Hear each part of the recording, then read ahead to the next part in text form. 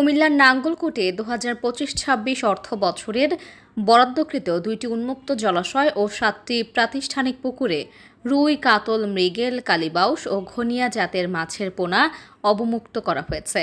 রোববার সকালে উপজেলা পরিষদের পুকুরে মাছের পোনা অবমুক্তকালে উপস্থিত ছিলেন নাঙ্গলকোট উপজেলা নির্বাহী অফিসার মোহাম্মদ আলামিন সরকার, কৃষি অফিসার মোহাম্মদ উজ্জ্বল হোসেন, উপজেলা মৎস্য কর্মকর্তা সুদীপ্ত মিশ্র, দেবিদ্বার সিনিয়র উপজেলা মৎস্য কর্মকর্তা সুব্রত গোস্বামী, নাঙ্গলকোট উপজেলা সমাজসেবা কর্মকর্তা রাশেদ মিয়াজি, সমবায় কর্মকর্তা মোহাম্মদ কামাল উদ্দিন।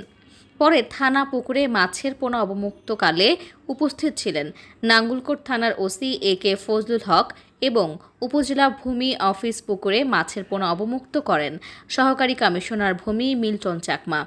এছাড়াও পেরিয়া ইউপির চাঁদপুর আবাসন প্রকল্প, নাগোদা এতিমখানা, মন্নারা বাজার জামে মসজিদ, মৌকরা মাদ্রাসা পুকুর এবং চারিতুপা মৎস্য অভয়াশ্রম, পরকরা পুরাতন মৎস্য অভয়াশ্রমে বিভিন্ন জাতের পোনা মাছ অবমুক্ত করা হয়।